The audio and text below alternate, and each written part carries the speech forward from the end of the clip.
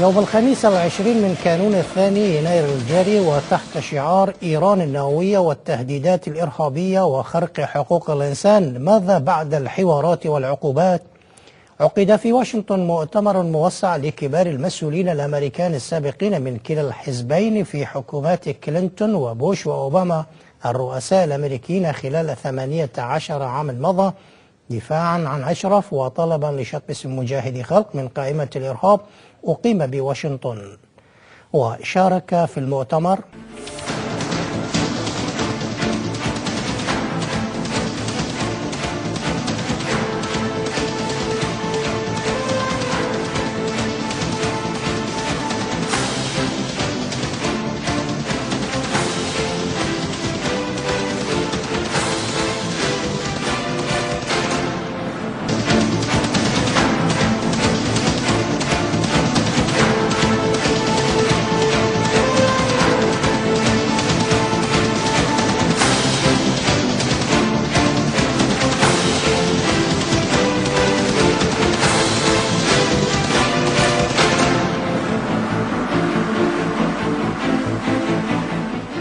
We are, as a matter of policy, bent on making sure that Iran does not achieve the same thing. The second reason, and the second danger that eventuality would pose, if in fact it does happen, is the fact that it would trigger a nuclear arms race in the Persian Gulf. And that is also fairly certain, a fairly certain outcropping of that first eventuality. I know of no time in the past 15 or 20 years when this country, where the Arab world and the Europeans have been as united as they are on this particular issue. Thank you, Senator Torricelli, and I think it's important that we embrace those movements of freedom.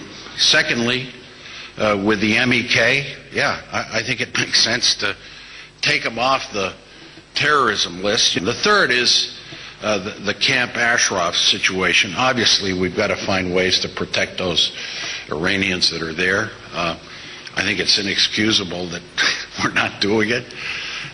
Talk about having leverage with the government of Iraq. We do have it. And so we should find ways to make that happen.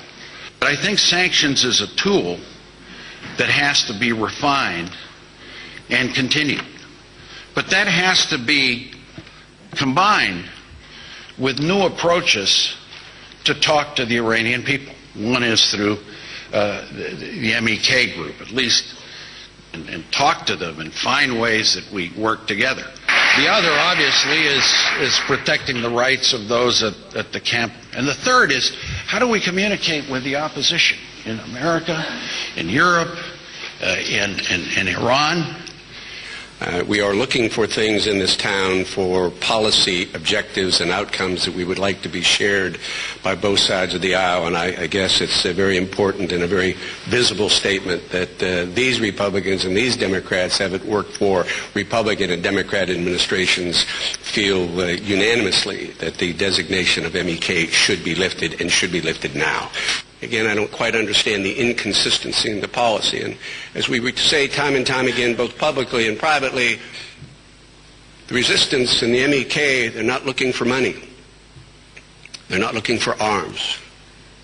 They just want the freedom to speak. They want to be delisted and take action into their own hands. We need to do that for them because time is running out. Fought for, believe in. Remember, they relinquished their arms. They're protected under the Geneva Convention. And we have to send a message to al-Maliki and to the Iraqi government.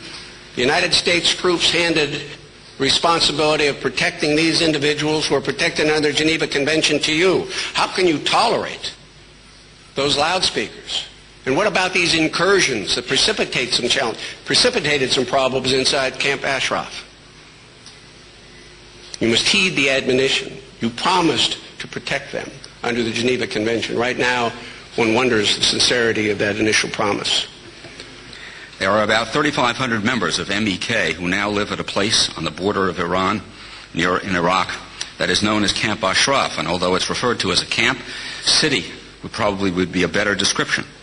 These people fled Iran and set themselves up near the border so that they can live and support efforts to free their country.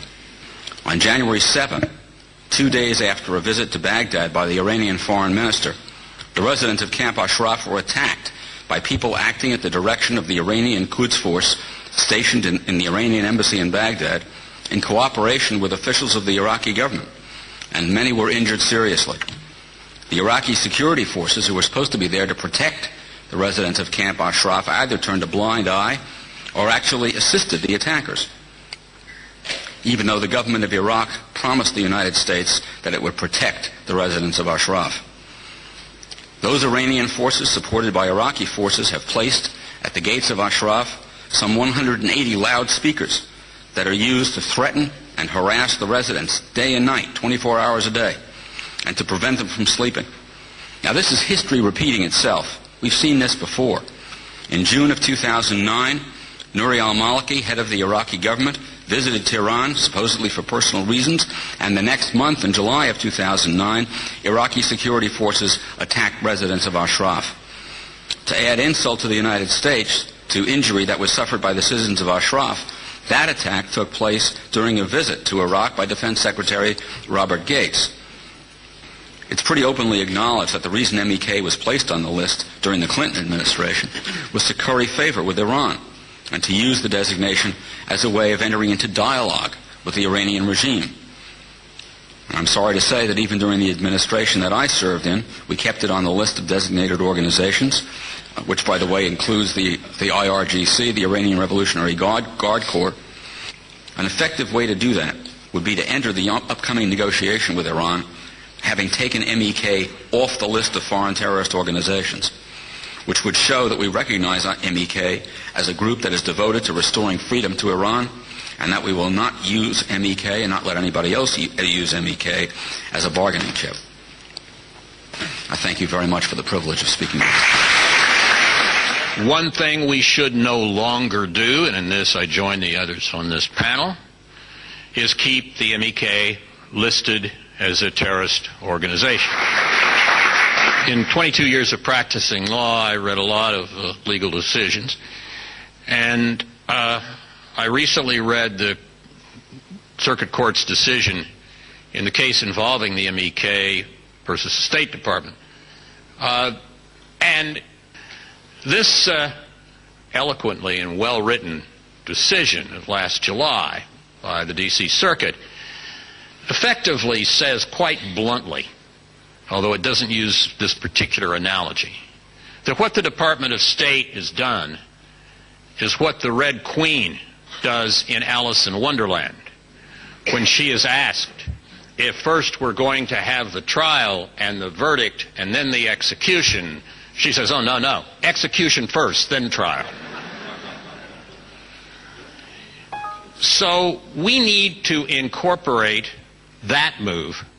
The need to remove the MEK from this list of terrorists, the need to support the opposition groups and understand who they are. And we've got to change our policy and our attitudes toward the opposition. We had that illusion that there could be meaningful dialogue. We chased that illusion, and it didn't work. We now find ourselves in the 0 to 60 policy mode. It's either dialogue or military action. And I believe there's something in between we need to think about more clearly. I don't believe this regime is that afraid of international pressures and sanctions, unlike what I think most of the world believes. I think it begins internally. They fear the opposition. The Obama administration should continue to tighten the economic noose around this regime and lobby other governments to do the same. Last week, Secretary of State Hillary Clinton announced that the sanctions were having an impact on Iran's economic behavior. The administration needs to continue and intensify these efforts. Second, the United States needs to target its criticism at Iranian leaders and policies and not at the Iranian nation. A good first step would be delisting the MEK.